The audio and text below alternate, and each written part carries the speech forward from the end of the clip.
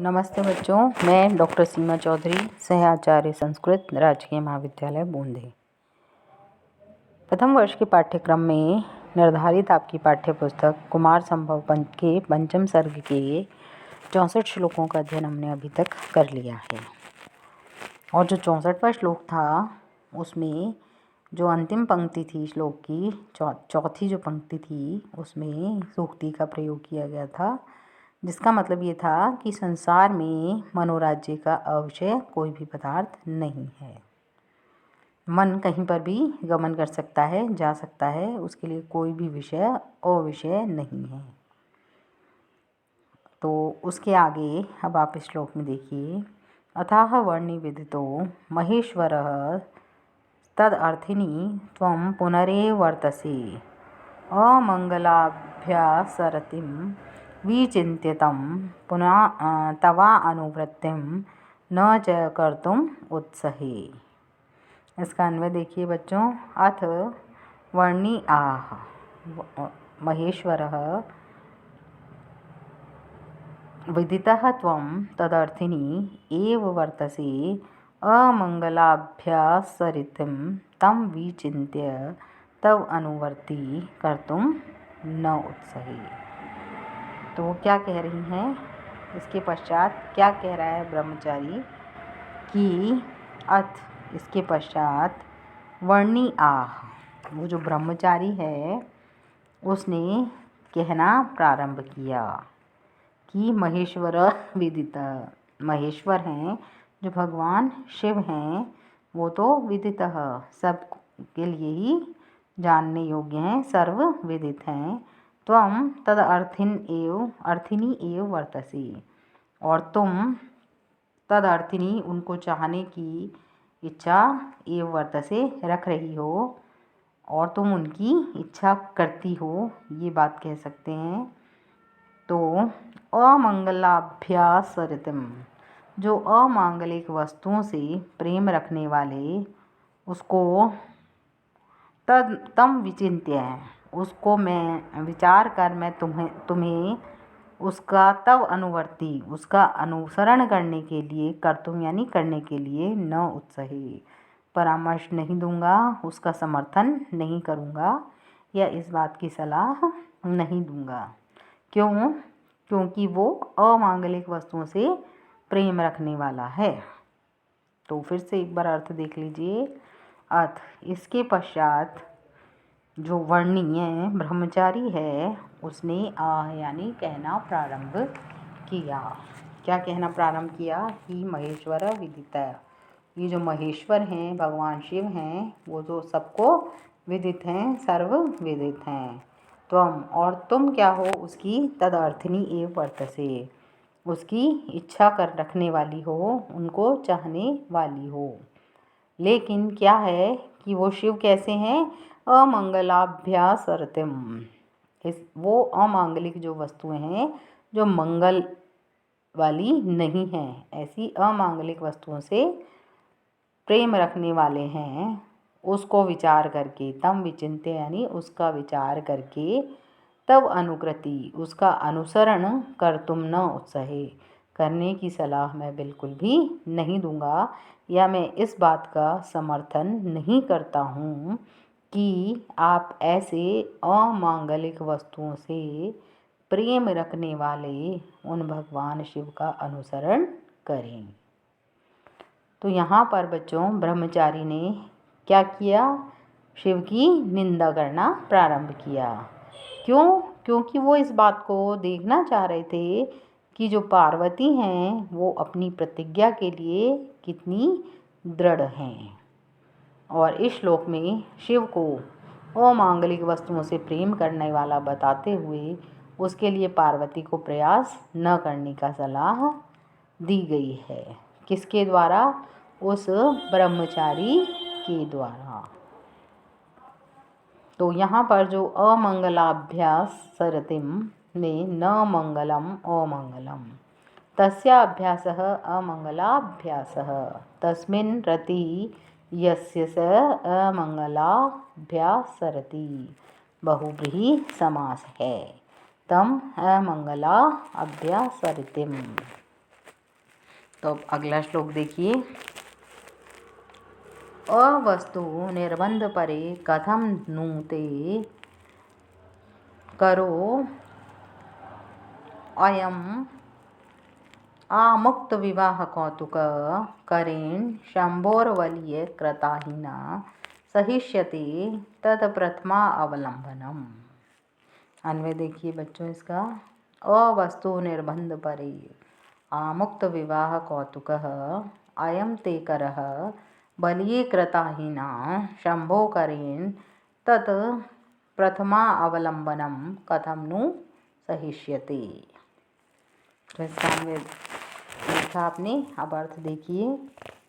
अवस्तु निर्बंध परे, जो तुच्छ वस्तुओं को ग्रहण करने में अत्यंत तत्पर होने वाली हे पार्वती, वह आमुक्त विवाह कौतुक कैसा है? वैवाहिक जो रक्षा सूत्र है, अर्थात वैवाहिक मांगलिक रक्षा सूत्र से युक्त अयम ते करः, इस तुम्हारे हाथ को वलयी कृता हीना, जो वलयी कृता हीना सर्प कंगन वाले शंभो करें, जो शिव हैं उनके हाथ में करे, यानी हाथ में जब प्रथमा अवलंबनम, तब क्या करेंगे? प्रथम पानी ग्रहण के समय कथन नु सहिष्यते, आप कैसे सहन पकड़ेंगे, तो तुम्हारा हाथ जो है हे पार्वती, वो इस बात को कैसे सहन कर पाएगा। तो जब उस ब्रह्मचारी ने भगवान शिव की निंदा करना प्रारंभ किया, तो जो इससे पूर्व का श्लोक है बच्चों, उसमें भी उन्होंने ये जानना चाहा है कि भाई वो अमंगल चीज़ों से प्रेम करने वाले हैं भगवान शिव। तो वो कह रहे हैं कि इसलिए मैं तुम्हें उसका सलाह अनुकरण करने की कभी भी सलाह नहीं दूंगा, परामर्श नहीं दूंगा। और उसी क्रम में आगे वो कह रहे हैं कि वो तुच्छ वस्तुओं को ग्रहण करने में आप तत्पर हो रही हैं ही पार्वती, तो जो वैवाहिक जो मांगलिक रक्षा सूत्र से युक्त इस तुम्हारे हाथ को जब विवाह के समय में पाणी ग्रहण के काल में जब शिव जी अपने सर्प कंकण युक्त हाथों से पकड़ेंगे, तो वह जो तुम्हारा हाथ है वो इस बात को कैसे सहन कर पाएगा। तो वही चीज़ इस श्लोक में कही जा रही है कि हे अवस्तु निर्बंध परे, हे अत्यंत तुच्छ वस्तु को ग्रहण करने में तत्पर रहने वाली पार्वती, जो आमुक्त विवाह कौतुके, वैवाहिक जो मांगलिक रक्षा सूत्र से युक्त अयम ते करा, ये जो तुम्हारा हाथ को पाणी ग्रहण काल में जब वलयी कृताहीना, कैसे? शिवजी जिन्होंने अपने सर्प कंकण युक्त हाथ से करेण यानी हाथ से तद प्रथमा अवलंबनम, जब प्रथम अवलंबन के समय पाणी ग्रहण के समय पकड़ेंगे उस हाथ को, तो कथम नु सहिष्यते, इसको आप कैसे सहन कर पाएंगी। ये बात ब्रह्मचारी ने पार्वती को कही। तो ये जो श्लोक है बच्चों, उसमें ब्रह्मचारी वेशधारी जो भगवान शिव है वो पार्वती से प्रश्न कर रहे हैं कि विवाह के समय तुम्हारे हाथ में तो मंगलसूत्र होगा और उधर शिव जी के हाथ में सर्प का कंगन होगा, सर्प वाले उस हाथ को तुम्हारा कोमल हाथ कैसे सहन कर पाएगा, यह तो तुम विचार करो।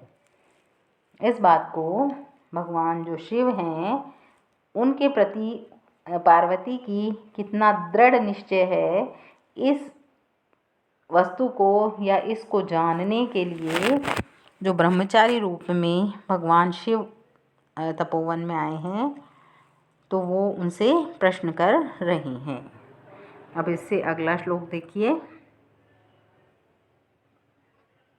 त्वमेव तावत् परिचिन्त्य स्वयं कदाचित् एते यदि योगम अर्हत तः वधूदुकूलं कलह संलक्षणं गजाजिनः क्षोणितबिन्दुर्वर्षी च।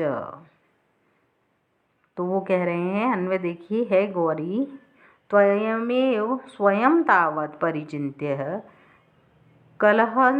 कलहंसलक्षणं वधूदुकूलं तथा क्षोणितबिन्दुवर्षी गजाजिनं च एते कदाचित् योगम अर्हत यदि। अब वो क्या कह रहे हैं आगे कि हे गौरी, हे पार्वती, त्वमेव, तुम स्वयं ही, त्वयमेव, तुम स्वयं तावत परिचिन्त्य है, स्वयं ही इस बात का विचार कर लो कि कलहंस लक्षणम, सुंदर नववधू का जो सुंदर हंसों से के चिन्ह से चिन्हित वधूदुकूलम, नववधू का क्षौम वस्त्र एक तरफ तो है और दूसरी तरफ क्या है, क्षोणित बिंदुवर्षी, जिसमें से रक्त निरंतर गिर रहा है, ऐसा गजाजिनम, गज का चर्म है। ये दोनों कदाचित कभी भी योगम अर्हत यदि, कभी भी संगति के योग्य नहीं हो सकते हैं, अर्थात एक साथ नहीं रह सकते हैं।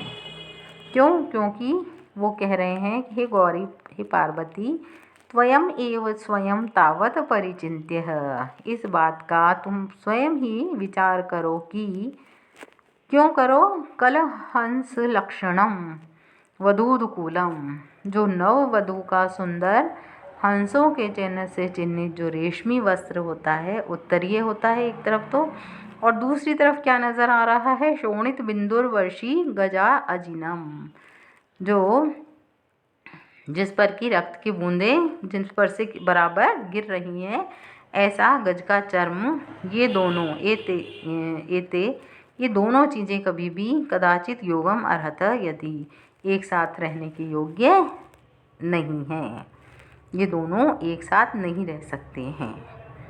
तो ये जो श्लोक है बच्चों, इसमें ब्रह्मचारी पार्वती से कह रहा है कि विवाह के समय जब गठबंधन किया जाएगा तो तुम्हारा तो रेशमी वस्त्र होगा और शिव का कैसा होगा, आर्द्र जो गीला गज चर्म है, जिसमें से रुधिर की धारा बूंदें गिर रही हैं, ऐसे इन दोनों की संगति कैसे होगी, अर्थात इन दोनों की संगति, मिलन इनका संभव ही नहीं है।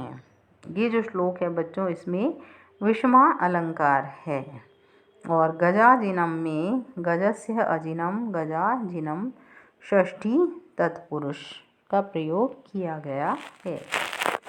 अब इससे अगला श्लोक देखिए, चतुष्क पुष्प प्रकारा अवकीर्णयो परो अपि को नाम तवा अनुमन्यते, कांकानी पदानी पादयो विकीर्ण केशाशु परेत भूमिषु। अन्वय देखिए इसका, चतुष्क पुष्प प्रकारा अवकीर्णयो तव पादयो अलक्तकांकानि पदानि विकीर्ण केशासु परेत भूमिषु परो अपि को नाम अनुमन्यते। यहाँ पर क्या है, चतुष्क चौक कैसा है, पुष्प प्रकर, पुष्पों से, चतुष्क चौक पुष्पों से आच्छादित और अवकीर्ण यानी पृथ्वी पर रखने के योग्य, जो आपके तव पादयो, आपके महावर से रंगे हुए पैरों को अलक्तकांकानी, जो इधर उधर बिखरे हुए, पदानी आपके पदों को, पैरों को, विकीर्ण केशासु इधर उधर जो बिखरे हुए बालों से व्याप्त, परेत भूमिषु जो शमशान भूमि पर रखने के लिए शत्रु भी अनुमति नहीं, परो अपि यानी शत्रु भी उस बात की अनुमन्यते न, अनुमति नहीं देगा, अर्थात कोई भी नहीं देगा। फिर से देख लीजिए, ये जो चतुष्क चौक जो है वो पुष्प प्रकर, पुष्प समुदाय अवकीर्ण, जहाँ पर रखा हुआ है, पुष्पों से आच्छादित, पृथ्वी पर रखने के योग्य आपके चतुष्क पुष्प प्रकरा अवकीर्णयो, चौक पर पड़े हुए पुष्प समुदाय पर रखे गए। तब तुम्हारे जो पादयो, इन चरणों को अलक्त कंकनानी, महावर से युक्त पदानी, इन चरणों को पैरों को विकीर्ण केशाशु, जहाँ पर चारों ओर ही अपने सिर के बाल बिखरे हुए हैं, उस परेत भूमिषु, शमशान में रखने की परह यानी शत्रु भी कह अनुमन्यते, नहीं देगा। ऐसा कौन व्यक्ति चाहेगा कि ऐसी भूमि पर आपके चरण पड़ें, अर्थात शत्रु भी उस भूमि पर, शमशान की भूमि पर पैर नहीं रखने की सलाह ही देगा। तो क्या कहा जा रहा है बच्चों यहाँ कि पुष्पों से आच्छादित पृथ्वी पर रखने के योग्य महावर के रंगे जो आपके पैर हैं, उनको यत्र तत्र बिखरे बालों से व्याप्त शमशान भूमि पर रखने के लिए शत्रु भी अनुमति को देगा नहीं। अर्थात तुम्हारा शत्रु भी यह नहीं चाहेगा कि तुम्हारे कोमल पांव बालों से व्याप्त शमशान भूमि पर पड़ें या वहाँ उस ऐसी शमशान भूमि पर रखे जाएं। तो ब्रह्मचारी यहाँ पर पार्वती से कह रहा है कि जन्म से लेकर अब तक तुम फूल बिछे हुए आंगन में ही चलती रही हो, और अब भगवान शिव के साथ विवाह होने पर तुम्हें केशों से व्याप्त शमशान भूमि पर भी चलना पड़ेगा। ये बात तो तुम्हारे शत्रु को भी अच्छी नहीं लगेगी। यहाँ जो विकीर्ण है उसमें वी उपसर्ग, क्र धातु और त प्रत्यय है। इस प्रकार बच्चों आपने आज इन 4 श्लोकों का अध्ययन किया है। तो हमने आज 68 श्लोकों तक का अध्ययन कर लिया है और आशा करती हूँ कि इनका अर्थ आपको समझ में आ गया होगा। अब इससे आगे हम अगली कक्षा में प्रारंभ करेंगे।